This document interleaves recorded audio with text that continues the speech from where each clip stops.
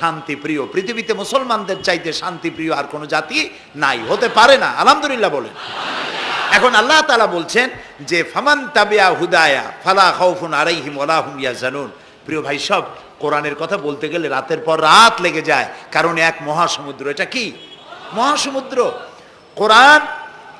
এই কোরআন আল্লাহ তাআলা আমাদেরকে শুধু তেলাওয়াত করতে পাঠান নাই। আমাদের অভ্যাস হয়েছে যে খালি তেলাওয়াত করি, মুখস্থ করি। দেখেন না, রমজান মাস শেষ হয়ে গেলে পরে বন্ধু বান্ধব আত্মীয় স্বজন সব এক জায়গায় বসে এক একজন গল্প করে, ভাই আমার পুত্রবধূ 13 খতম, আমার বউ 7 খতম, আমার নাতনি 11 খতম, আর আমি এমনি এমনি খতম হয়ে গেছি।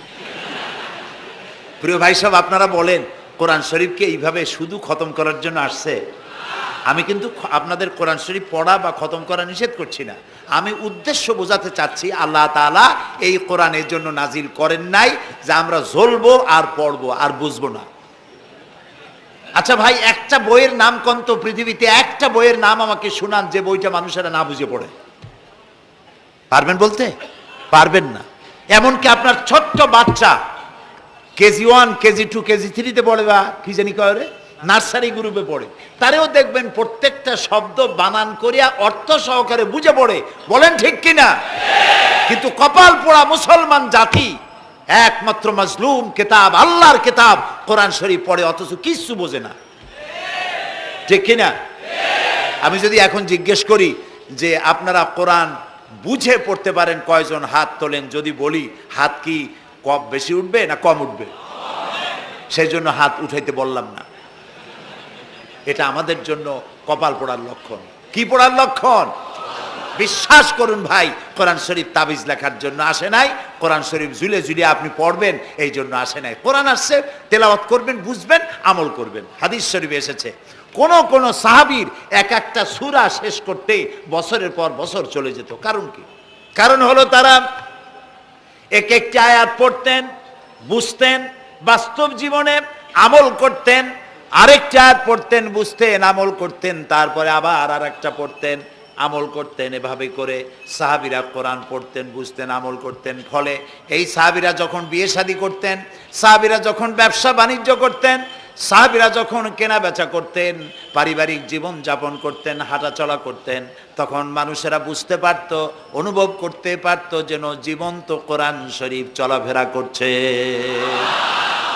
কোরআন যাদের কাছে, তাদের আমলের মধ্যে পরিবর্তন আসতে হবে। তো এরকম একটা বৈপ্লবিক কিতাব যাদের কাছে, তাদের তো আমলের মধ্যে পরিবর্তন আসবে। কি পরিবর্তন আসবে?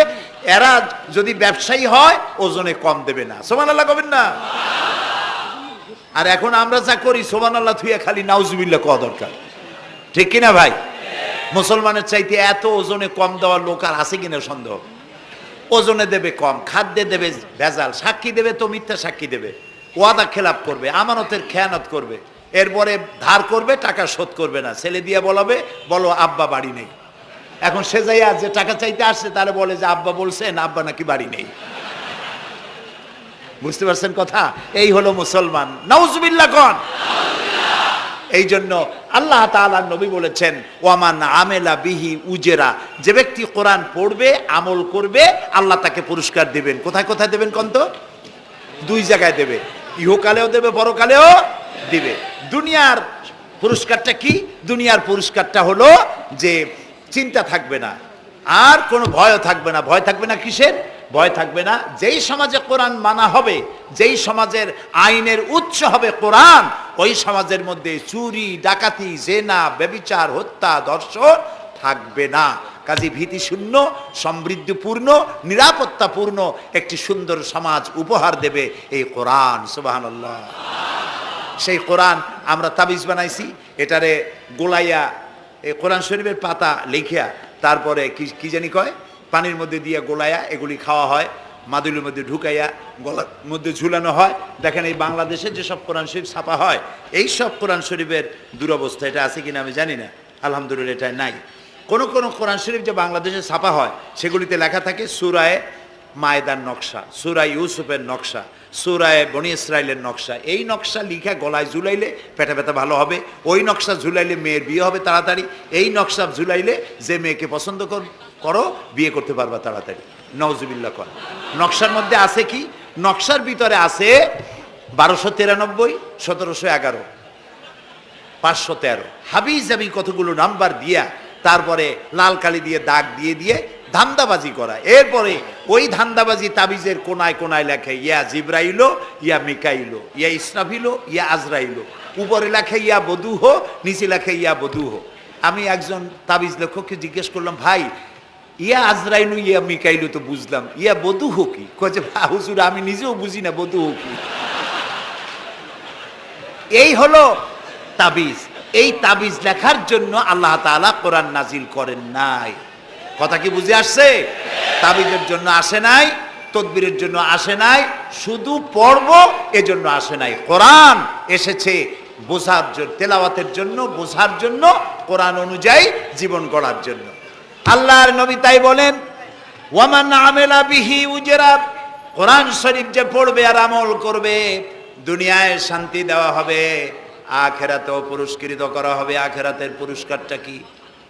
নবীজি বলেছেন, মান কারাল কোরআনা ফাস্তাজহারাহু ফাহাল্লা হালালাহু ওয়া হাররামা হারামাহু আদখালাহুল্লাহুল জান্নাহ ওয়া শাফাআহু ফি আশরাতিন মিন আহলি বাইতিহি কুল্লুহুম কাদ ওয়াজাবাত লাহুন নার।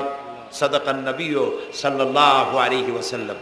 নবী করিম সাল্লাল্লাহু আলাইহি ওয়াসাল্লাম বলেছেন, যে ব্যক্তি কোরআন পড়লো, বুঝলো, আর কোরআনের হালালকে হালাল জেনে চললো, হারাম থেকে বিরত থাকলো, আর কোরআনের আইনকে প্রতিষ্ঠিত করার আন্দোলনে শরীক হলো, সুবহানাল্লাহ গণ, এরকম লোককে আল্লাহ তাআলা কিয়ামতের দিন জান্নাত দান করবেন। সুবহানাল্লাহ। ওয়ামান আমেলা বিহি উজরা ওয়ামান হাকামা বিহি আদালা। এ কোরআন শরীফ দিয়ে যে বিচার করবে, আল্লাহ তাআলা বলছেন সেই করবে কেবলমাত্র জাস্টিস, কিসত, জাস্টিস, ইনসাফ কায়েম করতে পারবে, যে কোরআন দিয়ে বিচার ফয়সালা করবে। আমাদের দেশে এই যে কোর্ট কাছারি আদালত আছে, এই কোর্ট কাছারি আদালতগুলি কোরআন দিয়ে যদি বিচার করতেন সেটা ইনসাফ হতো। যেহেতু ইনসাফ, আল্লাহর চাইতে ইনসাফগার আর কেউ নাই। আছে কি বলেন? নাই।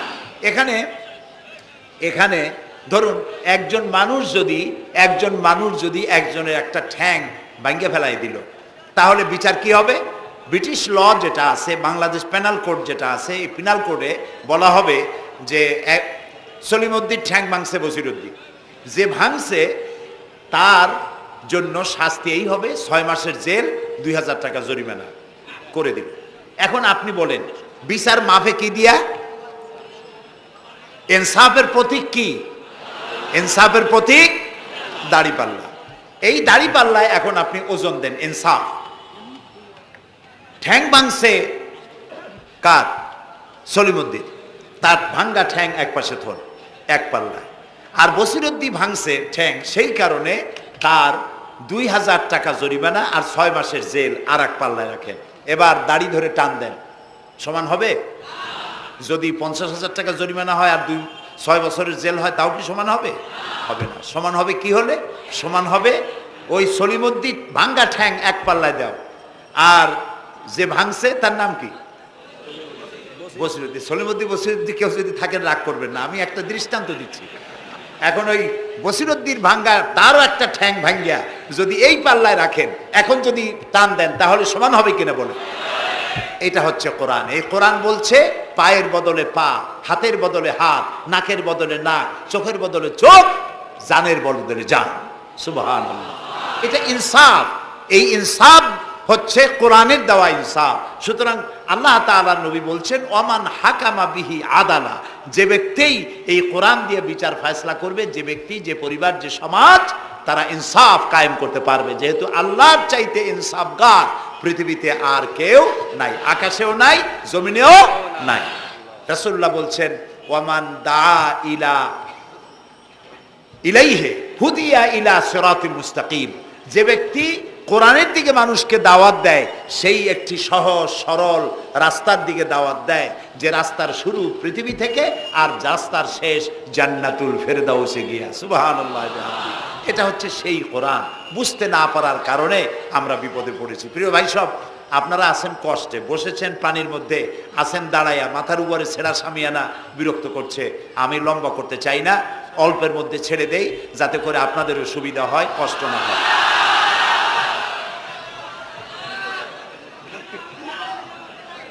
আমি না, তবুও আমি খুব লম্বা করব না, অল্পতে আমরা যাতে বুঝতে পারি এরকম একটু কথা আমি বলতে চাই, একটু বলি। এবং সেইটা বলবো, হ্যাঁ সেইটাই বলবো যেটা আপনারা শুনতে চান, সেইটাই বলবো যেটা শুরু করেছিলেন আমাদের রফিকুল ইসলাম খান ভাই, মহানগরীর সেক্রেটারি জনাব রফিকুল ইসলাম খান। আল্লাহ তাআলা ওনার প্রতি রহম করুন, আমরা বলি আমিন। এবং আমার বক্তৃতার পরে আমরা আমাদের সম্মানিত অ্যাসিস্ট্যান্ট সেক্রেটারি জেনারেলের কিছু কথা আমরা শুনবো ইনশাআল্লাহ। তো আমি ওই আয়াতটা দিয়েই কথা বলি। আল্লাহ তাআলা বলছেন, ইয়া আইয়ুহাল্লাযীনা আমানু হাল আদুল্লুকুম আলা তিজারাতিন তুনজিকুম মিন আযাবিন আলীম تؤمنون بالله ورسوله وتجاهدون في سبيل الله بأموالكم وأنفسكم ذلكم خير لكم إن كنتم تعلمون। হে বিশ্বাসীরা, তোমরা যারা ঈমান এনেছো শোনো, হাল আদুল্লুকুম আলা তিজারাতিন, আমি কি তোমাদেরকে এমন একটি ব্যবসার কথা বলবো না যে ব্যবসায় তোমাদেরকে জাহান্নামের কঠিন শাস্তি থেকে তোমাদেরকে রক্ষা করবে? এমন একটি ব্যবসার কথা বলবো না? তার মানে অবশ্যই এরকম একটা ব্যবসার কথা আমি তোমাদের বলবো যে ব্যবসা তোমাদেরকে জাহান্নামের কঠিন শাস্তি থেকে বাঁচায় দেবে। সুবহানাল্লাহ বলি। জাহান্নাম থেকে বাঁচাবার জন্য ব্যবসা শিখাচ্ছেন কে? আল্লাহ। এবার দেখেন, ব্যবসা এটা করলে লাভও আছে, নোকসানও আছে, ঠিক না? বলেন আছে কিনা? লস অ্যান্ড প্রফিট এর মধ্যে থাকবেই।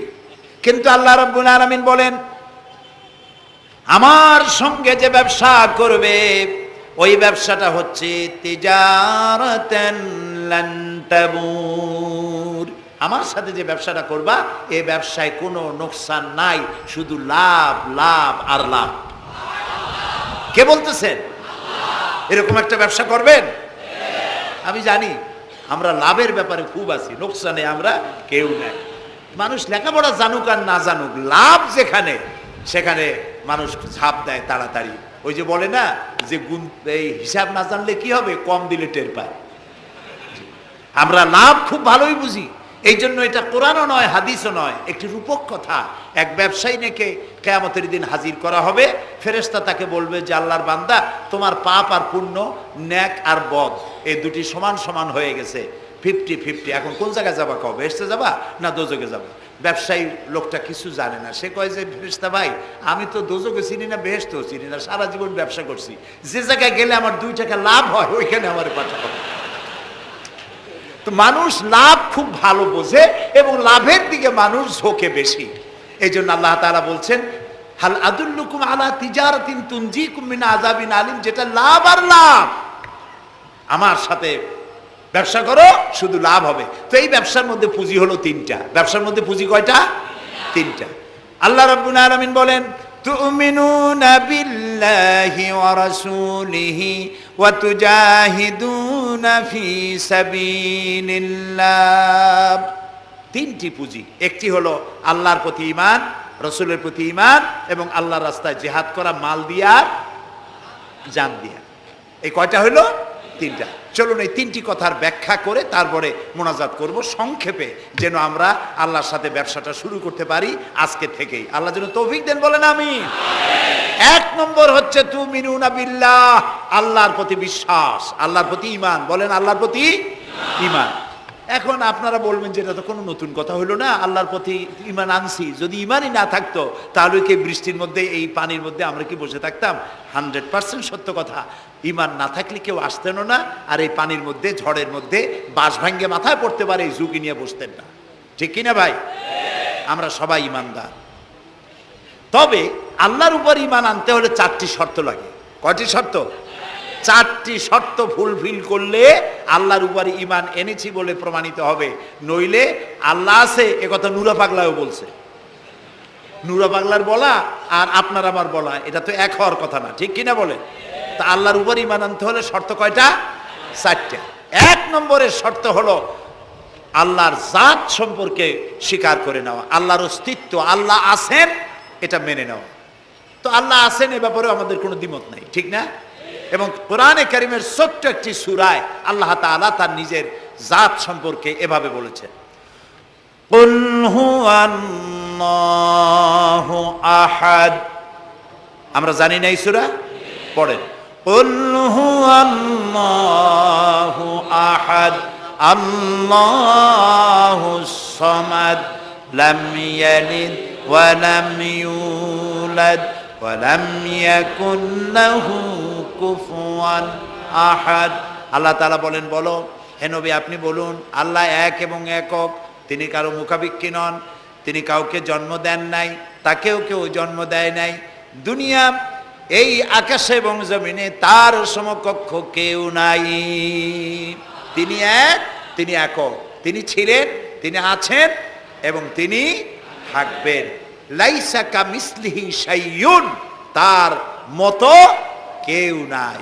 তবে প্রশ্ন ওঠে আল্লাহ আছেন কোথায়? এরকম একটা প্রশ্ন করা যেতে পারে, আল্লাহ কোথায় আছেন? বলতে পারবেন কোথায় আছে? এটি নিয়ে বিভ্রান্তি আছে মানুষের মধ্যে।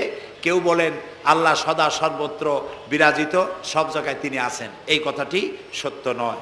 আল্লাহর যদি সব জায়গায় থাকা লাগে তাহলে পৃথিবীর মধ্যে ভালো জায়গাও আছে, খারাপ জায়গাও আছে। আছে না খারাপ জায়গা? আমি সেসব জায়গার নাম নিলাম না, আপনারা বুঝে নেন। তাহলে আল্লাহ সব জায়গায় থাকলে এই কথা যদি সত্য হয় তাহলে এটি অত্যন্ত বেয়াদবিমূলক কথা, এ কথা ঠিক না। আল্লাহ আছেন কোথায়? আল্লাহ নিজেই বলছেন তিনি কোথায় আছেন। কোরআনে কারিমে রব্বুল আলামিন তিনি কোথায় আছেন একথা তিনি নিজেই বলে দিয়েছেন, আর রহমানু আলাল আরশিস তাওয়া। আল্লাহ তাআলা আরশের উপরে আছেন, সুবহানাল্লাহ ওয়া বিহামদিহি। এবং প্রত্যেক রাত্রে তিনি শেষ রাত্রে প্রথম আকাশে আসেন, নবী করিম সাল্লাল্লাহু আলাইহি সাল্লাম বলেছেন। প্রিয় ভাই সব, তো আল্লাহ তাআলা সদা সর্বত্র বিরাজমান যে কথাটা বলা হয় এটা আক্ষরিক অর্থে ওরকম না, এটা ব্যাখ্যা সাপেক্ষে কথা। আল্লাহ সদা সর্বত্র সব জায়গা সম্পর্কে ওয়াকিফাল, তিনি সব জানেন, সব দেখেন। তিনি সামিউন, তিনি বাসিরুন, তিনি দেখতে পান, তিনি শুনতে পান। আপনার আমার দেখার মধ্যে কোনো বাধা, প্রাচীর, অবস্ট্রাকশন কিছু একটা থাকতেই পারে। আল্লাহর দেখার মধ্যে কোনো বাধা নাই। অন্ধকার রাতেও দেখেন, কুয়াশাচ্ছন্ন হলেও দেখেন, মেঘের মধ্যেও দেখেন, তার দেখায় কোনো বাধা নাই, তার শোনায় কোনো বাধা নাই। এমনকি মহাসাগরের অতল তলদেশে ছোট্ট পাথরের গায়ে লাগানো একটি ছোট্ট পোকা, যাকে মাইক্রোস্কোপ যন্ত্র ছাড়া দেখা যায় না, এমন ছোট্ট সূক্ষ্ম একটি পোকাও যদি, ক্ষুদ্রাতি ক্ষুদ্র একটি পোকাও যদি পেটের জ্বালায় অথবা ক্ষুধার জ্বালায় চিৎকার মারে, কেউ শুনতে পায় না। আরশের মালিক আল্লাহ রব্বুল আলামিন তা শুনতে পান। এ হচ্ছে আল্লাহ, তিনি সব শুনতে পান, সব দেখতে পান। তার জাত সম্পর্কে স্বীকার করে নেওয়া, মেনে নেওয়া, তিনি আছেন, তার শক্তি সহকারে তাকে মানা। আমরা যে কোনো জিনিস বিশ্বাস করি তার শক্তি সহকারে বিশ্বাস করি। বাতাসকে বিশ্বাস করি, প্রচণ্ড বেগে বয়ে গেলে আমাদের মাথার উপরে যা আছে ভেঙে চুরে সব শেষ করি ভালো, এভাবে বিশ্বাস করি। পানিকে বিশ্বাস করি, সে চুবায়ে মারতে পারে, ডুবায়ে মারতে পারে, পানির চুবানো ভিজানো এ শক্তি পানির আছে।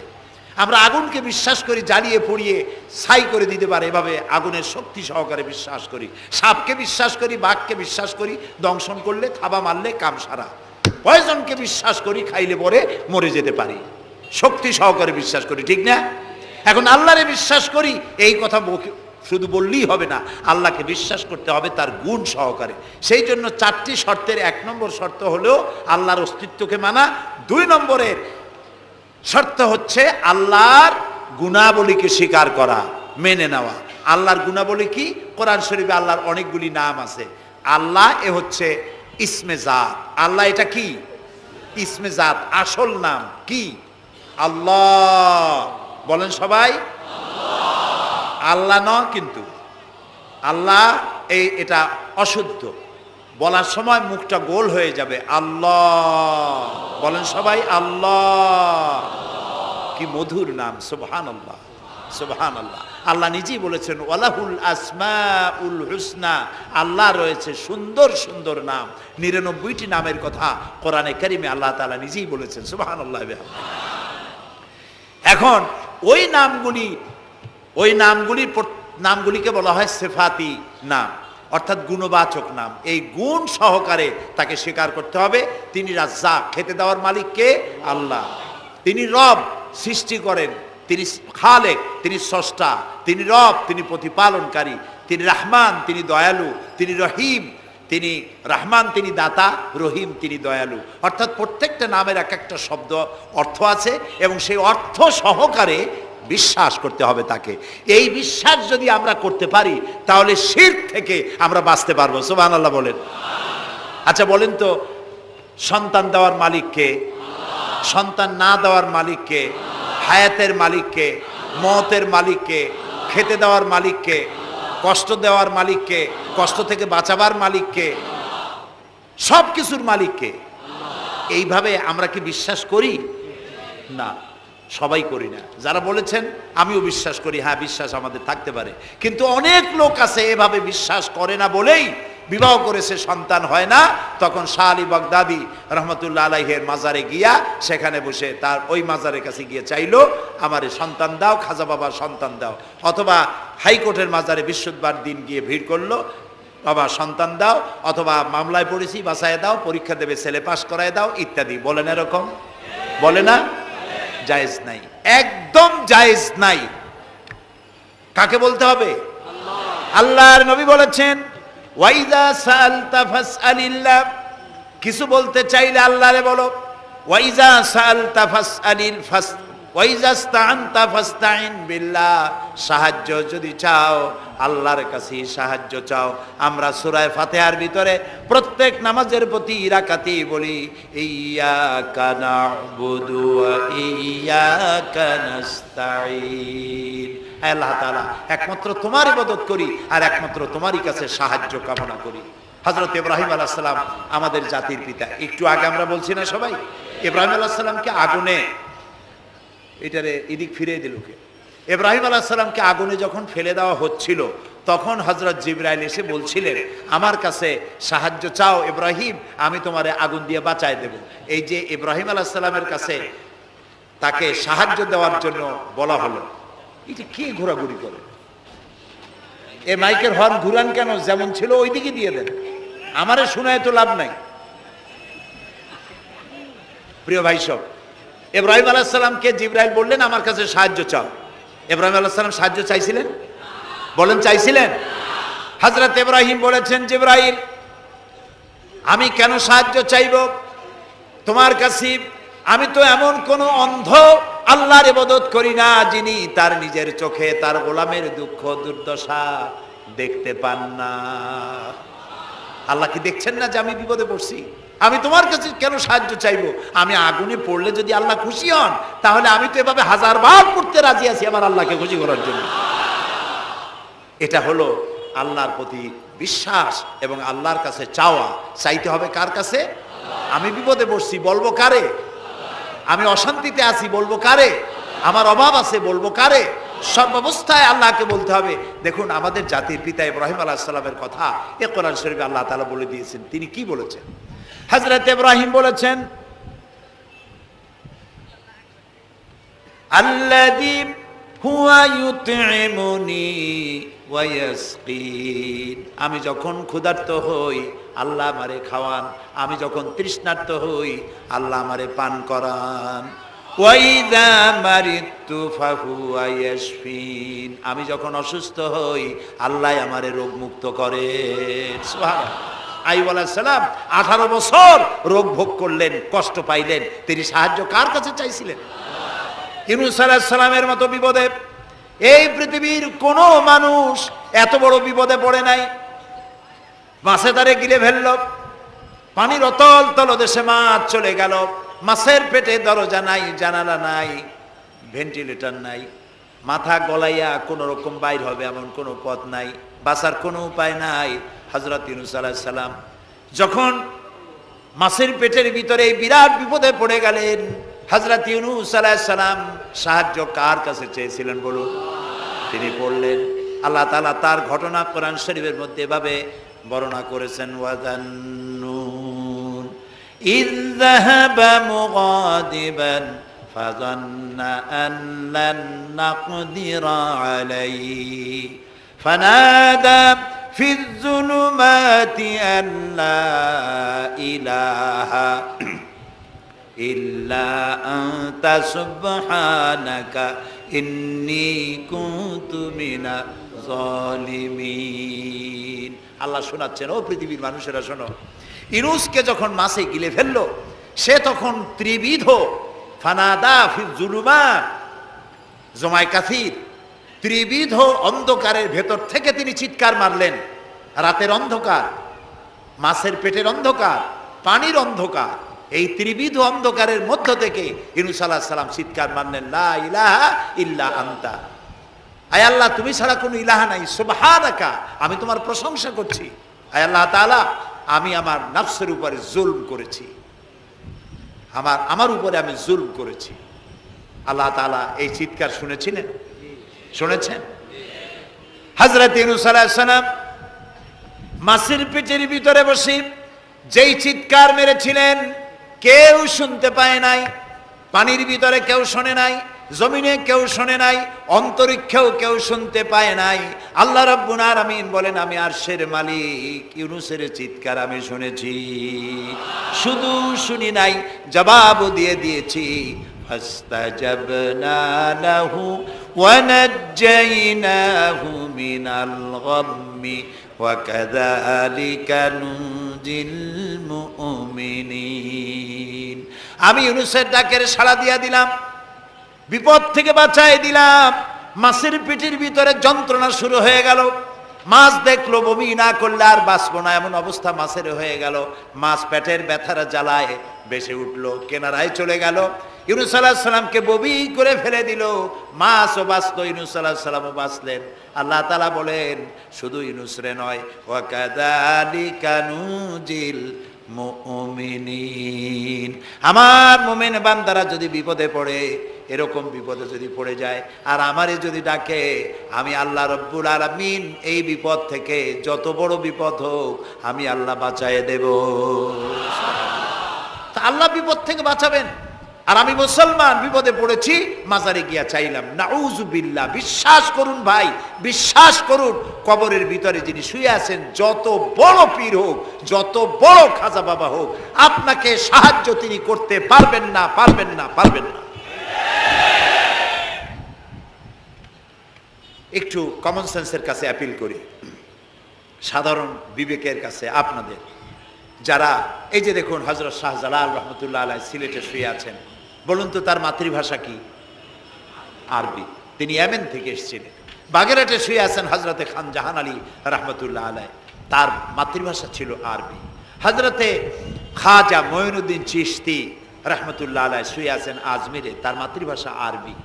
আমরা বাংলাদেশ থেকে, এই দেশ থেকে কোনো লোক গেল সিলেটে, গেল বাগেরহাটে অথবা বাগদাদে চলে গেল, এইসব বড় বড় আল্লাহর ওলিদের মাজারে গিয়ে বাংলা ভাষায় বলল, বাবা আমি তো বিপদে পড়ে আসছি, নির্বাচনে দাঁড়াইছি, আমি যেন জিততে পারি।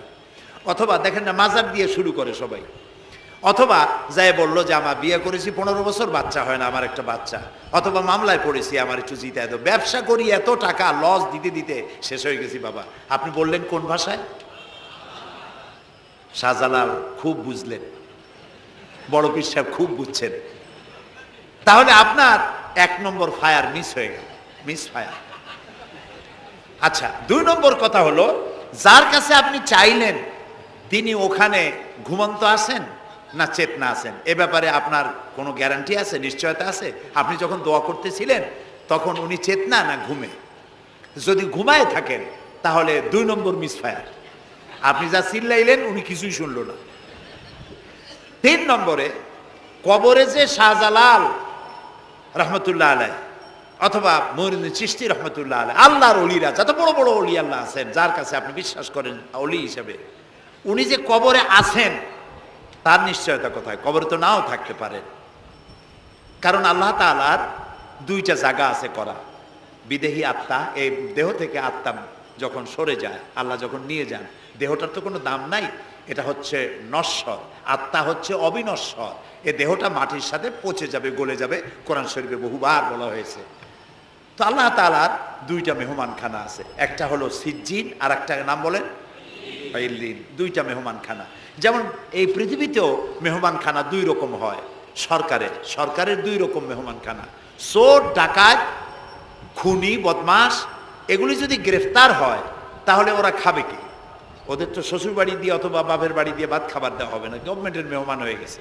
কাজী এদের জন্য মেহমানখানা গভর্নমেন্টের একটা আছে, সরকারি মেহমানখানা। ওইটা কোনটা কোন তো? ও, তাও আপনারা চেনেন।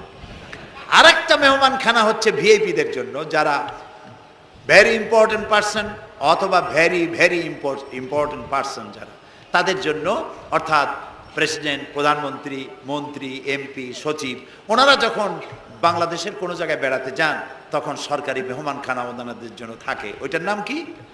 সার্কিট হাউস, ডাক বাংলা ইত্যাদি, রেস্ট হাউস, এগুলি তার জন্য থাকে। তো পৃথিবীর মানুষের জন্য শ্রেণীভেদে যদি এ ধরনের মেহমানখানা থাকে, তো যারা নাকি দুনিয়া থেকে মারা যাবে ওদের জন্য আল্লাহর মেহমানখানা থাকতে নাই? আছে। এবং সেটা আগেই বলেছি, যারা জাহান্নামে যাবে ওদেরকে রাখা হবে সিজ্জিন নামক একটা মেহমানখানা আছে, ওখানে তারা থাকবে। আর যাদেরকে আল্লাহ জান্নাতে নেবেন, তো বিচারের আগে তো জান্নাতে নেবেন না, তাদেরকে ইল্লিন নামক সার্কিট হাউস জাতীয়, এই জাতীয় একটা ভালো জায়গায় আল্লাহ তাআলা তাদের রাখবেন। তাহলে আপনি যে কবরের কাছে যায় চাইলেন, হয় ঘুমায় আছে, আপনার ভাষা বুঝলো না, আর কবরে থাকলেও ঘুমে আছে নাকি তাও আপনি জানেন না, আর কবরে নাই এটাও হতে পারে যে আল্লাহ তাআলা অন্য কোথাও তাকে নিয়ে রেখেছেন। কাজেই তিনটা জিনিসই, আপনার পথের ভাড়া নষ্ট, পরিশ্রম নষ্ট, আর তিনটা ফায়ার করছিলেন, তিনটা ফায়ার মিস হয়ে গেল। তাহলে যেতে হবে এমন সত্তার কাছে, কোন পীর নয়, বুজুর্গ নয়, খাজা বাবা নয়, চাইতে হবে এমন সত্তার কাছে যিনি কখনো ঘুমান না, যিনি বাংলাও বোঝেন, ইংরেজিও বোঝেন, আরবিও বোঝে, উর্দুও বোঝে, সকল ভাষা যিনি সৃষ্টি করেছেন। সেরকম কেউ কি আছেন? আছেন? কি নাম তা? এক আঙ্গুল আকাশের দিকে উঁচু করে বলেন, নাম কি? আরো জোরে বলেন, আবারও বলেন, সুবহানাল্লাহ, আলহামদুলিল্লাহ বলেন। এই জন্য নবী করিম সাল্লাল্লাহু আলাইহি ওয়াসাল্লাম বলছেন, ওয়াইজা সাআলতা ফাসআলিল্লাহ, কিছু বলতে হলে আল্লাহরে বলো। ওয়াইজা ইসতাআনতা, সুয়াল করলে আল্লাহরে বলো। ওয়াইজা ইসতাআনতা ফাসতাইন বিল্লাহ, আর যদি সাহায্যের প্রয়োজন হয় কোনো ব্যাপারে, যে কোনো ব্যাপারে সাহায্যের প্রয়োজন, আল্লাহর কাছে চাও। আমাদের অবস্থা হলো এই যে ইমাম তো দুর্বল, বিপদে পড়লেই দৌড় দেয় মাজারের দিকে। মুসলমানের সম্পর্ক মাজারের সাথে হবে না, সম্পর্ক হবে মসজিদের সাথে। আল্লাহর নবী যখনই বিপদে পড়তেন, মুসিবতে পড়ে যেতেন, সঙ্গে সঙ্গে উজু করে মসজিদে নববীর ভিতরে প্রবেশ করতেন, 2 রাকাত কাজায়ে হাজাতের নামাজ পড়তেন, আল্লাহর দরবারে হাত তুলতেন, চোখের পানি ছেড়ে দিতেন, আল্লাহ রাব্বুল আলামিনের দরবারে মোনাজাত কবুল হয়ে যেত। নবীজি আমাদেরকে উপদেশ দিয়েছেন, বিপদে যদি পড়ো, মুসিবতে যদি পড়ে যাও, উজু করো, মসজিদের ভিতরে ঢুকে যাও, কাজায়ে হাজাতের নামাজ পড়ো, আর সেজদায় পড়ে চোখের পানি দিয়া, গাল ভিজানো নয়, চোখের পানি দিয়া যায় নামাজ ভিজিয়ে দাও, আর আল্লাহর কাছে প্রার্থনা করো, কাঁদতে থাকো। রব্বুল আলামিন, আল্লাহর নবী বলেছেন, বান্দা যদি গুনাহ মাফির জন্য গুনাহ করেছে, লজ্জায় অনুতপ্ত হয়ে অনুশোচনা করে বান্দা যখন কাঁদতে থাকে, চোখের পানি নাকের অর্ধেক আসতে না আসতে আল্লাহ রব্বুল আলামিন বান্দারে মাফ করে দেন। বিশেষ করে বুড়া মানুষ, আমাদের মধ্যে 2 শ্রেণীর লোক আছে, যুবক আর বৃদ্ধ। মাহফিলগুলিতে আল্লাহর মেহেরবানি যুবকেরা অনেক বেশি আসে, আলহামদুলিল্লাহ বলুন। এরকম আসতে করলেন কেন? আপনি তাকায় দেখেন, ডানে বায় তাকান, ডানে বায় তাকান, দাড়ি পাকা কয়জন আছে দেখেন। 2%, 3% or 5% দাড়ি পাকা হতে পারে, 95% যুবক আর যুবক। সুবহানাল্লাহ, আলহামদুলিল্লাহ। বামপন্থীদের এখানেই কষ্ট, এখানেই কষ্ট। তারা চিন্তা করে এত কষ্ট করিয়া পয়সা করি দিয়া তারপরে কর্মী বানাইলাম, একটা মাহফিলে গিয়া কি এর একটা সমাবেশ দেখলো, মাহফিলে গেল, আমাদের পুকুরের জিয়ানো মাছগুলি সব ইসলামের পুকুরে চলে গেল। এটা তাদের জন্য হেভি লস। তা আসলে ওরা ধরে রাখতে পারবে না, ঠেকাইতে পারবে না। গায়ে তো মুসলমানের রক্ত, রক্ত কার? এসব যুবকেরা একটা মুসলিম মায়ের পেটে জন্মগ্রহণ করেছে, একটা মুসলিম পিতার জন্মে আসছে। আর রাসূলুল্লাহ যুবকদের ব্যাপারে যে কত কথা বলেছেন, সুবহানাল্লাহ বলো আগেই। রাসূলুল্লাহ বলেছেন কিয়ামতের দিন আল্লাহর আরশের ছায়া ছাড়া কোনো ছায়া থাকবে না, প্রচন্ড রৌদ্র হবে, জমিনটা তামার মতো হয়ে যাবে। ইন্না লিল্লাহি ওয়া ইন্না ইলাইহি রাজিউন। সেই জায়গায় আরশের নিচে 7 শ্রেণীর লোকদেরকে আল্লাহ তাআলা জায়গা দেবেন। কয় শ্রেণী? ওর মধ্যে এক শ্রেণী হচ্ছে শাবুন নাশা ফি ইবাদাতিল্লাহ, ওই সব যুবক যারা রাত কাটিয়েছে আল্লাহর ইবাদতের মধ্য দিয়ে। সুবহানাল্লাহ। যুবকদের ইবাদতে আল্লাহ তাআলা বেশি খুশি হন, বেশি খুশি হন। কারণ হলো এই যে মসজিদের ইমাম সাহেব অথবা প্রাইমারি স্কুলের মাস্টার যদি বলে যে আমি ঘুষ খাই না, এই কথার কোনো দাম আছে? আপনি প্রাইমারি স্কুলের মাস্টার, আপনি মসজিদের ইমাম, আপনার ঘুষ দেবে কেটা? ঘুষ খাই না বললে তো হবে না। কোন মন্ত্রী যদি বলে, এসপি যদি বলে, দারোগা যদি বলে ঘুষ খাই না, 1000 বার দাম আছে, ঠিক না ভাই? এখন একজন বুড়া যদি বলে যে প্রত্যেক রাত্রে আমি তাহাজ্জুদ পড়ি, আপনি তো পড়বেনই, কারণ আপনার তো ঘুম আসে না। কাশিতে এমন পাওয়া পাইছে, চোরবাড়ির কাছে আসতে পারে না রাতের বেলায়, খালি কাশা, জন্মের কাশা। আর যুবকের তো তামাম দুনিয়ার ঘুম আইসে টাইসে ধরে। সেই যুবক সে যদি এই ঘুমকে দুহাতে ঠেলে দিয়ে যদি মধ্যরাতের পরে, রাতের 2/3 পরে যদি নামাজে দাঁড়ায় যায়, আল্লাহ রাব্বুল আলামিন খুশি হয়ে যান। সুবহানাল্লাহ বলো। এই যুবকদের সম্পর্কে রাসূলুল্লাহ কি সুন্দর কথা বলেছেন। রাসূলুল্লাহ বলেছেন উসিকুম বিশ-শাবাবে খায়রা ফাইন্নাহুম আরাক্কু আফইদা লাকাদ বাসানি আল্লাহু বিল হানিফিয়্যাতি সামহা ফাখালাফানি আশ-শুয়ুখ ওয়া হালাফানি আশ-শাবাব সাদাকান নবী সাল্লাল্লাহু আলাইহি ওয়াসাল্লাম। নবী করিম সাল্লাল্লাহু আলাইহি ওয়াসাল্লাম বলেছেন আমি তোমাদেরকে উপদেশ দিচ্ছি তোমরা যুবকদের ব্যাপারে কল্যাণকামী হবে। সুবহানাল্লাহ বলেন। কারণ যুবকদের দিল নরম, আর আল্লাহ তাআলা আমাকে এই পৃথিবীতে উদারতা সহকারে দিন প্রতিষ্ঠার কাজে আমাকে পাঠিয়েছেন। আর এই পৃথিবীতে আমার আল্লাহর দেওয়া ইসলাম প্রতিষ্ঠা করার কাজে আমার বিরোধিতা করেছে বুড়োরা আর সহযোগিতা করেছে যুবকেরা। দেখেন না রাসূলুল্লাহর সাথে বিরোধিতা কারা করলো? তাদের বয়স কত? আবু জাহেল, আবু লাহাব, উতবা, সাইবা, মুগিরা, ওলীদ, আবু সুফিয়ান, কুষ্টি সুদ্দা সকলের বয়স ছিল 40-এর ওপরে। আর যারা ঈমান আনলো সর্বপ্রথম তাদের বয়সগুলি রাসূলুল্লাহকে যারা সাহায্য করলেন, হযরতে জুবাইর ইবনুল আওয়াম, আব্দুর রহমান বিন আউফ ইসলাম কবুল করলেন, বয়স তখন 17 বছর। হযরতে আবু বকর ইসলাম কবুল করলেন, বয়স তখন 37 বছর। হযরত ওমর রাদিয়াল্লাহু তাআলা ইসলাম কবুল করলেন, বয়স তখন 26 বছর। হযরত আলী যখন ইসলাম কবুল করেছেন, বয়স তখন মাত্র 8.5 বছর। সব তরুণেরা, যুবকেরা ইসলামের জন্য রক্ত দিয়েছে, যুবকদের রক্তের উপর ইসলাম প্রতিষ্ঠিত হয়েছে। সুবহানাল্লাহ। সেই জন্য এই যৌবনকালে ইবাদতের মূল্য সর্বাধিক। আর বুড়োরাও যখন আল্লাহর দরবারে হাত তোলে, যারা বুড়ো আছেন, আমার বয়সে যারা এসে গেছেন বা আমার থেকে যাদের বয়স বেশি, আপনারা অসন্তুষ্ট হচ্ছেন না তো যে যুবকদের এত কইলাম আর আমরা কিছু পাইলাম না, এরকম বলবেন নাকি? এক বুড়ি এসে রাসূলুল্লাহকে বলছিলেন যে হে রাসূল আমার জন্য দোয়া করেন, আমি যেন জান্নাতে যাইতে পারি। রাসূলুল্লাহ বলছেন বুড়ি তো জান্নাতে যাবে না, বুড়ি জান্নাতে যাবে না, বুড়ি তো কান্দে শেষ। রাসূলুল্লাহ বলতেছেন জান্নাতে যাবে না, রাসূলুল্লাহ বলছেন বুড়ি কান্দো না, তুমি যখন জান্নাতে যাবা একেবারে যুবতী হয়ে যাবা, তখন তুমি বুড়ি থাকবা না। সুবহানাল্লাহ। সুতরাং বুড়ো মানুষের মন খারাপ করার কারণ নাই, ওই যৌবনকালটা আমরা সবাই পার করে এসেছি। সুবহানাল্লাহ। সেটা যদি ভালো কাজে করে থাকি আল্লাহর কাছে পুরস্কার পাবো, আর যদি অন্যায় করে থাকি সেজন্য আল্লাহর কাছে বিনীতভাবে ক্ষমা চাই। আল্লাহ আমাদের মাফ করুন, বলি আমিন, সবাই বলি আমিন। যুবক ভাইয়েরা আর বৃদ্ধদেরকে এখন আরেকটি কথা বলতে চাই, সেটা হলো বুড়োরা যদি আল্লাহর কাছে যখন হাত তোলে, আল্লাহ তাআলা বলেছেন হে রাসূল ইসলামের মধ্যে থেকে যে চুল দাড়ি পাকাইছে, ইসলামের মধ্যে থেকে দাড়ি চুল পাকায় ফেলেছে, এই অবস্থায় আমার কাছে যদি হাত তোলে আর কাঁদতে থাকে, এই বুড়োটারে আমি খালি হাতে ফেরত দিতে আমার শরম করে। আমি কেমনে বুড়োটারে খালি হাতে ফিরাই? একবার হযরত ওমর রাদিয়াল্লাহু তাআলা আনহু নবী করিম সাল্লাল্লাহু আলাইহি ওয়াসাল্লামের ঘরে প্রবেশ করে দেখছেন তিনি কাঁদছেন। হযরত ওমর জিজ্ঞেস করলেন ইয়া রাসূলুল্লাহ আপনি কাঁদছেন কেন? তিনি বললেন এইমাত্র জিবরিল এসেছিল, জিবরিল এসে আমারে বলে গেল যে আপনার উম্মতের মধ্যে যেই সব লোক ইসলামের মধ্যে থেকে দাড়ি চুল পাকিয়েছে, কিয়ামতের দিন আল্লাহ তাআলা ওই সব বুড়া বুড়িদেরকে শাস্তি দিতে লজ্জাবোধ করবেন। হযরত ওমর বলেন, ইয়া রাসূলুল্লাহ, এ তো আপনার উম্মতের জন্য শুভ সংবাদ, আপনি কাঁদেন কেন?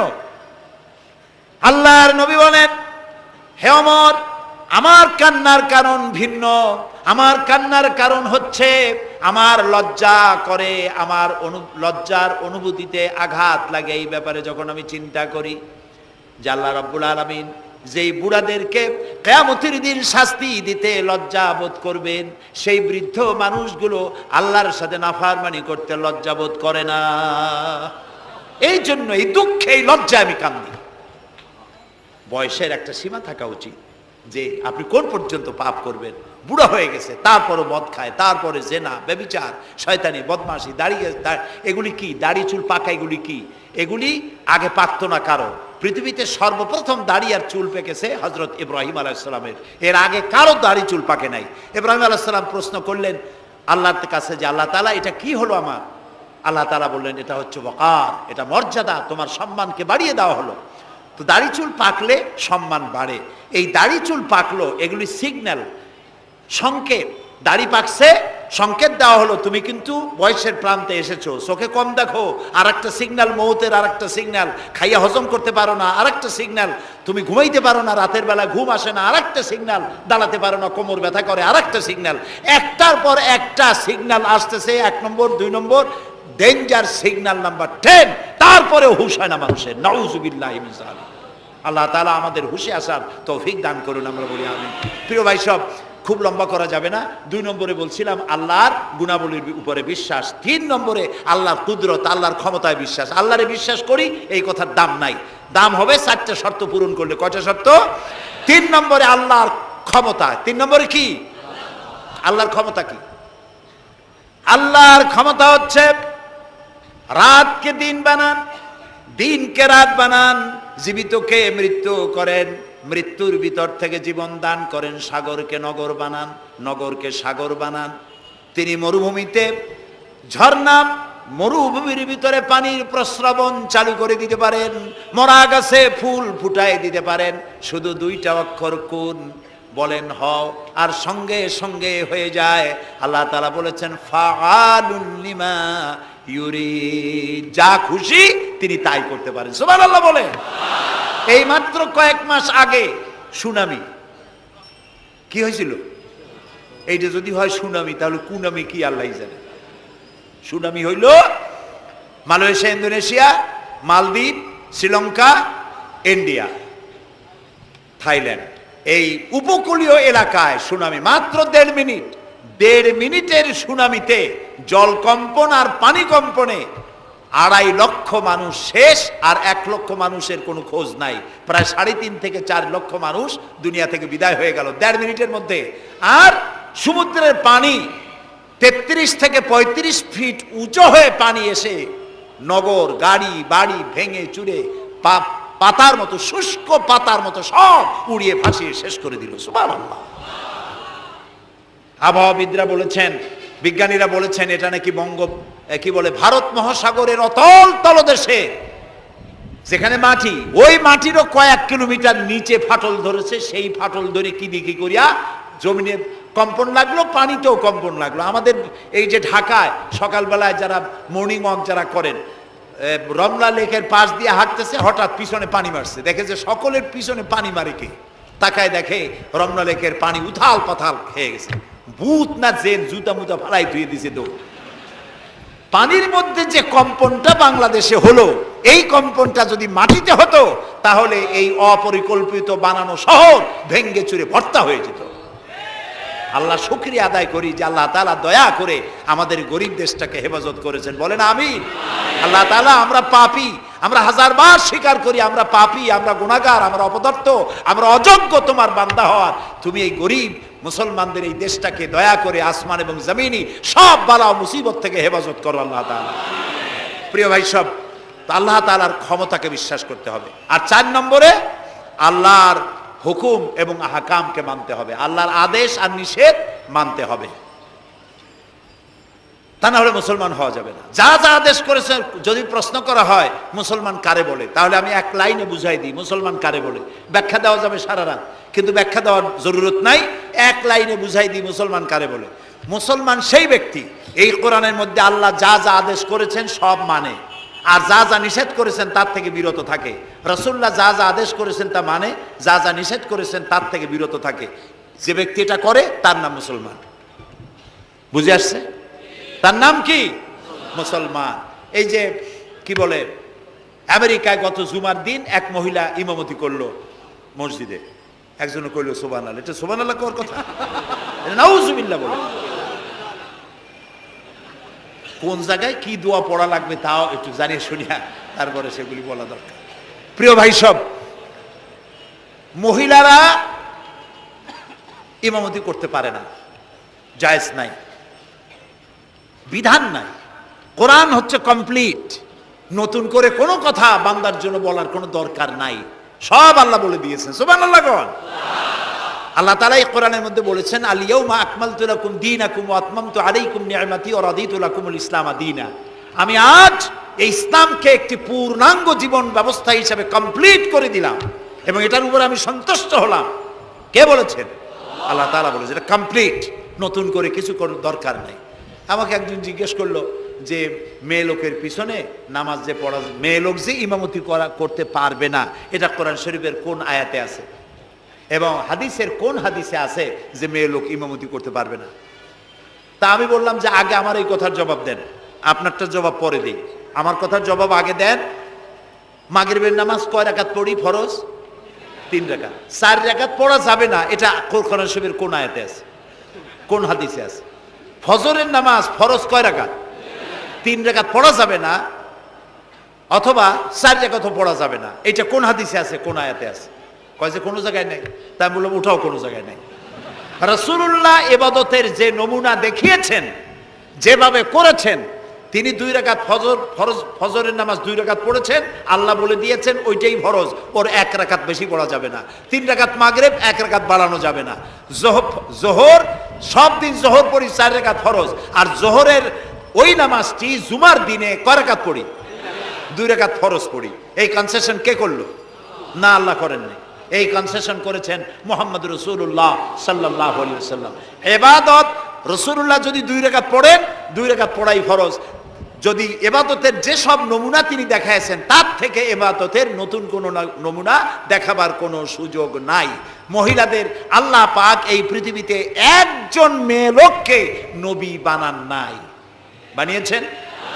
যদি মহিলাদের ইমামতি জায়েজ থাকবে, তাহলে নবী করিম সাল্লাল্লাহু আলাইহি সাল্লামের জামানায় না হোক, অন্তত তার ইন্তেকালের পরে তার স্ত্রী আমাদের মা হযরত আয়েশা সিদ্দিকা রাদিয়াল্লাহু তাআলা আনহা এবং খাতুনে জান্নাত হযরত ফাতেমা রাদিয়াল্লাহু তাআলা আনহা মসজিদে নববীতে অন্তত একদিনের জন্য হলেও জুমার নামাজের ইমামতি করার চান্স পেতেন।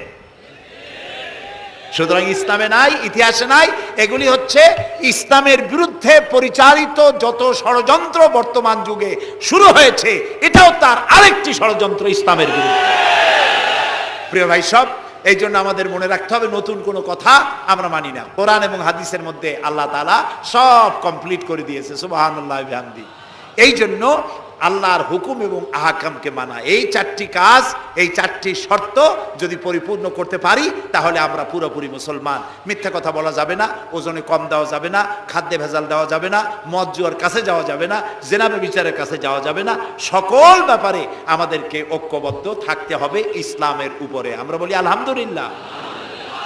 প্রিয় ভাই সব, আজকে আমাদেরকে, আমি আর লম্বা করতে চাই না, অন্তত এতটুকুন যেন আল্লাহ আমাদেরকে আমল করার তৌফিক দেন। আমরা বলি আমিন, সবাই বলি আমিন। এজন্য চাই আমাদের দেশে আমরা যেন এই দেশটিকে, পৃথিবীর প্রত্যেকটি মুসলিম দেশের আশেপাশে আরো অনেক মুসলিম দেশ আছে, আর আমাদের ভৌগোলিক অবস্থানটা এমন যে আমাদের আশেপাশে অনেক বড় বন্ধুরা এত বড় আমাদেরকে মহব্বত করেন, কাটা তার দিয়ে বেড়া দিতেছে। তারা আমাদেরকে সাংঘাতিক ভালোবাসে, আমাদের সাথে কোলাকুলি করে, কিন্তু মাঝখানে একটা বড় মাদার গাছ আছে। কথা বুঝতে পেরেছেন? এই জমিনে বাস করতে হলে সম্মান নিয়ে, ইজ্জত নিয়ে, স্বাধীনতা নিয়ে যদি বাঁচতে হয়, তাহলে এখানে একটি আদর্শিক বাঁধের প্রয়োজন। ওরা কাঁটাতারের বেড়া দিয়েছে, আমরা আদর্শের বেড়া দেব। সেই আদর্শের নাম হলো ইসলাম, কেবলমাত্র ইসলাম, একমাত্র ইসলাম। এবং এই আদর্শ সকলের জন্য, কারণ ইসলাম তো আমার একার না। ইসলাম কি আমার একার? আপনাদের একার? ইসলাম কার? আল্লাহর। জোরে বলেন, ইসলাম কার? অনেকে প্রশ্ন করেন যে ইসলাম যে আপনারা ইসলাম ইসলাম করেন, ইসলাম যদি পৃথিবীতে আসে, যদি বাংলাদেশে কায়েম হয়, তাহলে হিন্দু, খ্রিস্টান, বৌদ্ধ ওদের কি হবে? তা আমি বলি, দেখেন, মায়ের চাইতে খালার মহব্বত বেশি হওয়া এটা খুব সুলক্ষণ না। এটা কি লক্ষণ? এটা একটা কুলক্ষণ। হিন্দু কার? জবাব দেন, হিন্দু কার? খ্রিস্টান কার? বৌদ্ধ কার? ইহুদি কার? আমরা কার? আর এই কোরআনটা আল্লাহ তাআলা। কই যে তা ঠিক, কিন্তু কোরআন তো 1400 বছরের পুরানা। এই পুরানা জিনিস দিয়া এই বিজ্ঞানের যুগে এটা চলবে কেমনে? কেমনে আমরা একসাথে থাকবো? বলি, ভাই, সূর্যটা কতদিনের পুরাতন কন্ত দেখি? কয় তা তো কোটি কোটি বছরের পুরানা। তো কোটি কোটি বছরের পুরানা সূর্য আগের মতো তাপ দেয় না ঠান্ডা ঠান্ডা ভিজে ভিজে লাগে? কয় যে না, তাপ দেয় তো ঠিক মতো। তো তাপ যদি ঠিক মতো দেয়, সেই তাপ কি শুধু মুসলমানে পায় না হিন্দুরাও পায়? ডাবের পানি যখন আমরা খাই, মুসলমানের মুখে মিষ্টি লাগে, আর হিন্দুরা যখন ডাব খায় তিতের চোটে গাল কানের কাছে যায় না? সবাই সমানভাবে পায়, বলেন? তাহলে কোটি কোটি বছরের পুরানা সূর্য জাতি, ধর্ম, দল, মত নির্বিশেষে বিশ্বব্যাপী যদি তার কল্যাণময়িতা, যদি তার কল্যাণ করতে পারে, তাপ দিতে পারে, আলো দিতে পারে সমভাবে, তাহলে মাত্র 1500 বছর আগের সূর্যের তুলনায় একেবারেই টাটকা কোরআন শরীফ। মাত্র 1500 বছর আগে এই কোরআন শরীফ দিয়ে যদি আইন তৈরি হয়, তাহলে হিন্দুর কোনো অসুবিধা হওয়ার কথা? খ্রিস্টানের, মেয়ে লোকের, পুরুষের, কারো কোনো অসুবিধা হবে? হতে পারি না, যেহেতু এই কথাগুলি কার? আল্লাহ তাআলার কথা। দেখুন, কোরআন যদি মানা হয়, যেখানে মানবেন সেখানে শান্তি, যেখানে মানবেন না সেখানে অশান্তি। আল্লাহ তাআলা এই কোরআন বোঝার তৌফিক আমাদেরকে দান করুন। আমরা বলি আমিন। কোরআন এইভাবে এই সামান্য সময় বোঝানো সম্ভব না, সেই জন্য আমি আপনাদেরকে উপদেশ দেওয়ার মতো আমি এরকম ধৃষ্টতা দেখাবো না। আমি পরামর্শ দিতে চাই আপনাদেরকে, যে সেটা হচ্ছে কোরআন বোঝার জন্য তাফসীর পড়বেন। কি পড়বেন কন্ত? যেই তাফসীরটা পড়লে পরে ইসলাম বুঝবেন, নিজেকে বুঝবেন, নিজের দায়িত্বের অনুভূতি বুঝবেন, সেই তাফসীরটার নাম তাফহিমুল কোরআন। বলেন তো নামটা কি? আর একবার বলেন। 19 খণ্ডে সমাপ্ত। এটি নামটা যদিও আরবি, এটি বাংলায় অনুবাদ করা হয়েছে। বাংলা আমার মায়ের ভাষা, আলহামদুলিল্লাহ কোন। বাংলা ভাষার জন্য আমরা গর্বিত, আলহামদুলিল্লাহ কোন। আর ভাষার স্রষ্টা পৃথিবীর কোনো মানুষ নয়, ভাষার স্রষ্টা কে? আল্লাহ চুজ করেছেন আমাদেরকে বাংলা ভাষার জন্য, তাই আমরা বাংলা ভাষী। আর বাংলা আমার প্রিয় ভাষা, আমার মায়ের ভাষায়, আমার বাপের ভাষায়, এই বাংলা ভাষায় কোরআন শরীফে অনেক তাফসিরের বাংলা হয়ে গেছে, আলহামদুলিল্লাহ। এবং হাদিস, এমন কোন হাদিস নাই যার বাংলা হয় নাই। এমন কোন ইসলামী সাহিত্য যা মুসলমানদের জন্য প্রয়োজন, তার সবগুলি বাংলা ভাষায় ছাপা হয়ে গেছে, আলহামদুলিল্লাহ। কিন্তু আমাদের একটু কপাল খারাপ, এখানে বিমল মিত্রের কড়ি দিয়ে কিনলাম এত বড় বই, এগুলো পড়তে মাথায় যন্ত্রণা হয় না। শরতের রচনা বলি, রবীন্দ্রের রচনা বলি, বঙ্কিমের রচনা বলি, পড়তে মাথায় যন্ত্রণা হয় না। বড় বড় নাম করা নাট্যকারদের লেখা এই সেই হাবিজাবি কত বইপত্র, সব পড়তে পারে, কিন্তু কোরআন শরীফের একটা তর্জমা, একটা আয়াত, 2টা আয়াত পড়ার মতো ধৈর্য আমাদের নাই। প্রিয় ভাই সব, যারা পড়ে না তারা পৃথিবী গড়তে পারে না, যারা পড়ে তারাই গড়ে। আপনি চিন্তা করে দেখেছেন, গত 100 বছরের ভিতরে এই মুসলমানেরা পৃথিবীকে কিছু উপহার দিতে পেরেছে আবিষ্কার করে। আপনার পকেটে যে মোবাইল, আমার পকেটে যে মোবাইল, এটা আমাদের আবিষ্কার করা না? কম্পিউটার আমাদের আবিষ্কার করা না? কিন্তু যখন আমরা পড়তাম তখন আমরা আবিষ্কারও করতাম। এক সময় ঘড়িটা আমরা আবিষ্কার করেছি। আপনার আমার হাতে যে ঘড়ি, এই ঘড়ি আবিষ্কার করেছে মুসলমানেরা। কম্পাস আবিষ্কার করেছে মুসলমান। অ্যালজাবরা, ম্যাথামেটিক্স, জিওমেট্রি আবিষ্কার করেছে মুসলমানরা। এই সার্জারি, শল্য চিকিৎসা আবিষ্কার করেছে মুসলমানেরা। অনেক বন্দুক, কামান আবিষ্কার করেছে মুসলমানেরা। যারা যখন তারা পড়তো তখন তারা দেশ গড়ত, পৃথিবী তাদের পায়ের উপরে চুমা খাইতো। এখন লেখাপড়া নাই, অন্যের বানানোটা সেইটা গ্রহণ করি। যদি পড়তাম তাহলে নিজেকেও করতে পারতাম, পৃথিবীকেও কিছু দিতে পারতাম। এই জন্য কোরআন শরীফের মধ্যে আল্লাহ তাআলা প্রথম রসুলের কাছে যে আয়াত নাজিল করেছেন সেটা নামাজ না, রোজা না, হজ না, জাকাত না। প্রথম যে কথা বলেছেন সেটা ছিল ইকরা রব্বি ইকরা বিস্মি রব্বিকাল্লাযী খালাক। পড়ো পড়ো, রিড অ্যান্ড রিড। তুমি তোমার প্রভুর নামে, তোমার আল্লাহর নামে পড়ো। আল্লাহ প্রথম কি বলেছেন? পড়ো। সেই পড়ার কাছে আমরা নাই। আমরা কি ওয়াদা করতে পারবো যে এখন থেকে আমরা পড়বো? পারবো ওয়াদা করতে? এই পৃথিবীকে যদি কিছু দিতে চাই, আমার নিজের পরিবার যদি গড়তে চাই, সমাজ এবং রাষ্ট্র বিনির্মাণে যদি কোনো অবদান রাখতে চাই, পড়ার কোনো বিকল্প নাই।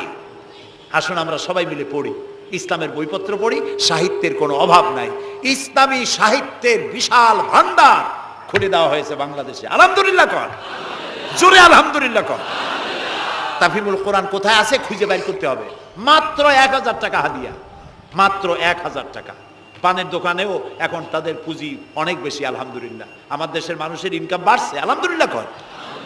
এইরকম আলহামদুলিল্লাহ কোন আসতে পয়সা বাড়লো আপনাদের?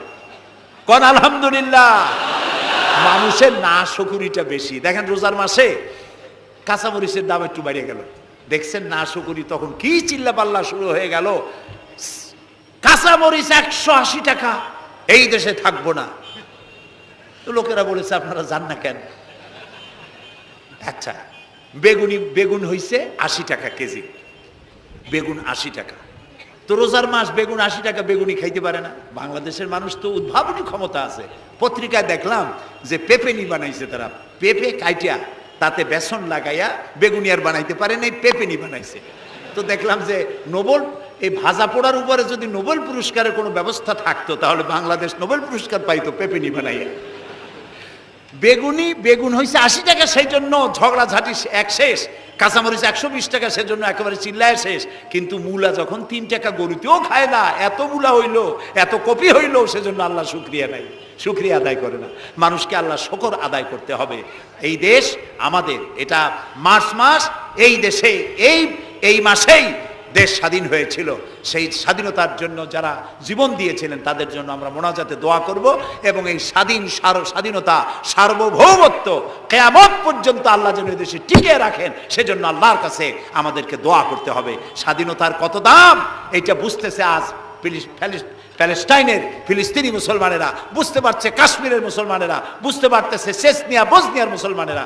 আমরা যেন, আমাদেরকে আল্লাহ তাআলা যেন কিয়ামত পর্যন্ত এই স্বাধীনতার মর্যাদা দেওয়ার তৌফিক আমাদেরকে যেন দেন, আমরা বলি আমিন। প্রিয় ভাই সব, সেই জন্য বলছিলাম পড়তে হবে, বইপত্র কিনবেন, মাত্র 1000 টাকা হাদিয়া। তাফহিমুল কোরআন প্রথম খণ্ডকে যদি একসাথে সব না কিনতে পারেন, অন্তত 1 খণ্ড, 2 খণ্ড, 3 খণ্ড কিনে হলেও পড়বেন। আর 5 ওয়াক্ত নামাজকে সঠিকভাবে আদায় করবেন। যেভাবে ওয়াজ শুনতে আসছেন, তাফসীর শুনতে আসছেন, এইভাবে মসজিদে গিয়ে বা জামাত নামাজ আদায় করবেন। নামাজ পড়লে কপাল খুলবে। কপাল হলো সৌভাগ্যের প্রতীক, আর নাক হলো মর্যাদার প্রতীক। মানুষে বলে না যে ভাই আমার কপাল পুড়ছে, কপালে কি আগুন লাগছিল? পুড়লো কেন? কপাল পুড়ছে মানে ভাগ্য নষ্ট হয়েছে। আবার বলে ভাই আমার নাক কাটা গেছে, তো নাক কাটছে কি দিয়ে? ছুরি দিয়ে না কেচি দিয়ে? নাক কাটা গেছে মানে কি? মানে হলো ছেলে আর মেয়ে এমন কাম করছে, বেইজ্জত হয়ে গেছে, আমার নাক কাটা গেছে। তাহলে বোঝা গেল নাক হলো মর্যাদার প্রতীক, আর কপাল হলো মর্যাদার প্রতীক।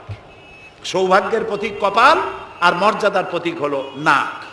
এই নাক আর কপাল দিয়ে কেউ যদি তার ভাগ্য সুপ্রসন্ন করতে চায়, মর্যাদা যদি বৃদ্ধি করতে চায়, দৈনিক 5 বার এই কপাল আর নাক দিয়ে আল্লাহর দরবারে সেজদায় পড়ে যাও। আল্লাহ রাব্বুল আলামিনকে যত সেজদা দিবে আল্লাহ তত খুশি হয়ে যাবে। নামাজ, নামাজ রাসূলুল্লাহ বলেছেন মান তারাকা সালাতান মুতাআম্মিদান ফাকাদ কাফারা, ইচ্ছা করে যে নামাজ ছেড়ে দেবে কাফের হয়ে যাবে। কথা বুঝে আসছে ভাই? রাসূলের হাদিস, কাফের হয়ে যাবে। নামাজ না পড়লে মুসলমান বলে দাবি করার হক তার নাই। 5 ওয়াক্ত নামাজ সঠিকভাবে আদায় করতে হবে। নামাজ জীবনে আর ছাড়বো না, এই ওয়াদা করা যাবে? যারা পারবেন কেবলমাত্র তারাই 2 হাত উঁচু করেন, বলেন ইয়া আল্লাহ তোমার পবিত্র নামে শপথ করি, কসম করি, যতদিন পর্যন্ত মালাকুল মউত আমার মাথার কাছে না আসতেছে ততদিন পর্যন্ত ফরজ নামাজ, ফরজ রোজা আর ছেড়ে দেব না, আর ছাড়বো না, আর ছাড়বো না। এবার বলেন ইয়া আল্লাহ আমার মৃত্যু পর্যন্ত আমার আজকের এই ওয়াদা আমাকে পালন করার তৌফিক দাও, আমিন আমিন ইয়া রাব্বাল আলামিন। সবাই হাত নামান, এক্ষুনি মোনাজাত করব। মোনাজাতের জন্য দাঁড়ানো ভাইরা মেহেরবানি করে একটু বসেন। আমি এতক্ষণ কিন্তু একবারও বলি নাই যে বসেন বসেন বসেন। এবার মোনাজাত হবে, মোনাজাতের জন্য মেহেরবানি করে একটু বসেন। মোনাজাতটা বসে করাই আদব করে নেবেন। আল্লাহুম্মা আমিন। ربنا ظلمنا أنفسنا وإن لم تغفر لنا وترحمنا لنكونن من الخاسرين سبحانك اللهم وبحمدك نستغفرك ونتوب إليك আয় আল্লাহ তাআলা, হাজার হাজার মুসলমান নরনারী বৃষ্টি এবং ঝড়ো হাওয়াকে উপেক্ষা করে তোমার বান্দা বান্দিরা দীর্ঘক্ষণ ধরে তোমার দ্বীনের কথা শুনেছেন। আল্লাহ তাআলা মেহেরবানি করে আমাদের তামাম জিন্দেগির গুনাহ খাতাকে মাফ করে দাও রব্বুল আলামিন। আমাদের মধ্য থেকে যাদের মা বাপ দুনিয়া থেকে জনমের মতো বিদায় হয়ে গেছে, আল্লাহ তাআলা তাদের কবরগুলিকে জান্নাতের টুকরায় পরিণত করে দাও। রব্বির হামহুমা কামা রব্বায়ানি সগীরা। সবাই পড়েন রব্বির হামহুমা কামা রব্বায়ানি সগীরা। আল্লাহ তাআলা আমাদের মা বাপ যারা বৃদ্ধ অবস্থায় বাড়িতে আছেন, আল্লাহ দয়া করে তাদেরকে সুস্থতা দাও, ইমানের সাথে বাঁচার তৌফিক দাও। আল্লাহ তাআলা বিছানায় ফালায়া আরজালিল উমর বয়সের নিকৃষ্টতম পর্যায়ে তাদেরকে ফেলে রেখো না, সুস্থ অবস্থায় ইমানের সাথে তোমার দরবারে উঠাইয়া নিও রব্বুল আলামিন। তামাম পৃথিবীতে মুসলমানেরা আজ বড় বিপদের মধ্যে সময় কাটাচ্ছে। আল্লাহ তাআলা তামাম পৃথিবীর বিপদগ্রস্ত মুসলমানদেরকে তুমি সাহায্য করো আল্লাহ তাআলা। Iraq, Afghan, Palestine, Kashmir, Chechnya, Bosnia সহ দুনিয়ায় যত জায়গায় মুসলমানেরা বিপদে আছে, আল্লাহ সকলকে তুমি উদ্ধার করো আল্লাহ তাআলা। আমাদের প্রিয় জন্মভূমি বাংলাদেশ, এই বাংলাদেশ এটা স্বাধীনতার মাস। এই মাসে তুমি মেহেরবানি করে এখানে যুদ্ধ শুরু করায়া আল্লাহ তাআলা বিজয় দান করিয়েছিলে। আল্লাহ তাআলা তুমি দয়া করে এই দেশের স্বাধীনতা কিয়ামত পর্যন্ত অক্ষুণ্ণ রাখো। যারা এই দেশে জীবন দিয়েছেন আল্লাহ তাআলা তাদের আত্মার আমরা মাগফিরাত তোমার কাছে কামনা করছি আল্লাহ তাআলা। আমাদের দেশের স্বাধীনতার সার্বভৌমত্ব আল্লাহ তুমি স্থায়ী করে দাও আল্লাহ তাআলা। এখানে যারা মাহফিলে এসেছেন অনেকেই দোয়া চেয়েছেন, যিনি যে জন্য দোয়া চেয়েছেন আল্লাহ দোয়া মঞ্জুর করে নাও আল্লাহ। এই মাসে, এই মাসগুলিতে এখানে এই বাংলাদেশে ঝড় হয়, টর্নেডো হয়, জলোচ্ছ্বাস হয় আল্লাহ তাআলা। গরিব দেশ, তুমি দয়া করে আমাদের গুনার দিকে না তাকায়া আল্লাহ তাআলা তুমি তোমার হাবিবের সদকায় আমাদের দেশে বালা মুসিবত থেকে, বিপদ থেকে আমাদের দেশটাকে তুমি হেফাজত করো আল্লাহ তাআলা। বর্তমান সরকার যেসব ওয়াদা করে ক্ষমতায় এসেছেন, এই ওয়াদাগুলি প্রত্যেকটি ওয়াদা অক্ষরে অক্ষরে পালন করার তৌফিক দান করে দাও আল্লাহ তাআলা। সন্ত্রাস থেকে আমাদের এই জাতিকে তুমি রক্ষা করো আল্লাহ। কারাই দেশে বোমা মারে, কারা গ্রেনেড হামলা চালায় তুমি তাদেরকে জানো আল্লাহ তাআলা। তুমি দয়া করে এদেরকে হেদায়েত নসিব করে দাও আল্লাহ, তাদেরকে হেদায়েত নসিব করে দাও আল্লাহ। তোমার ইলমে যদি জানা থাকে ওদের কপালে হেদায়েত নাই, তাহলে তুমি হামান, সাদ্দাত, ফেরাউন এদেরকে যেভাবে গজব দিয়েছো, আমার দেশে যারা নৈরাজ্য সৃষ্টি করতে চায়, গ্রেনেড হামলা করে, বোমা হামলা করে, মানুষ মারে, সন্ত্রাসী তৎপরতা চালিয়ে মানুষকে হত্যা করে, আল্লাহ এদেরকে ওইভাবে গজব দিয়ে, লানত দিয়ে বিদায় করে দাও আল্লাহ তাআলা। আমাদের দেশটাকে তুমি দয়া করে রক্ষা করো, হেফাজত করো আল্লাহ তাআলা। আল্লাহ তাআলা মিরপুর সমাজ কল্যাণ পরিষদ বহু কষ্ট করে এই আয়োজন করেছেন আল্লাহ তাআলা। তারা যেন ঋণগ্রস্ত না থাকে, যত লোক মাহফিলে বক্তব্য শুনতে এসেছেন আল্লাহ তাআলা যাওয়ার সময় তাদেরকে এই পরিষদকে সাহায্য করে যাওয়ার জন্য তৌফিক দান করে দাও আল্লাহ তাআলা। মা বোনেরা যারা এসেছেন তাদের গুনাহ খাতাকে মাফ করে দাও, মা বোনদেরকে পর্দায় থাকার তৌফিক দান করে দাও, নিঃসন্তানীকে সন্তান দিয়ে দাও, মা বোনদের এমন আমল করার তৌফিক দাও যাতে করে কিয়ামতে হযরত আয়েশা, হযরত খাদিজার সঙ্গে হাসর নসিব হয়ে যায় রব্বুল আলামিন। আমাদেরকে বিবি বাল বাচ্চা যা দান করেছো সবগুলিকে আল্লাহ তুমি দিনদার, ইমানদার, নামাজি, পরহেজগার বানায় দাও। আমাদের যাদের অসুখ বিসুখ আছে আল্লাহ দয়া করে আমাদের রোগ ব্যাধি ভালো বানায় দাও। রব্বানা তাকাব্বাল মিন্না ইন্নাকা আনতাস সামিউল আলিম ওয়া তুব আলাইনা ইন্নাকা আনতাত তাওয়াবুর রহিম। সুবহানা রাব্বিকা রাব্বিল ইজ্জাতি আম্মা ইয়াসিফুন ওয়া সালামুন আলাল মুরসালিন ওয়ালহামদুলিল্লাহি রাব্বিল আলামিন। ওয়াজআল آخر كلامنا عند الموت لا إله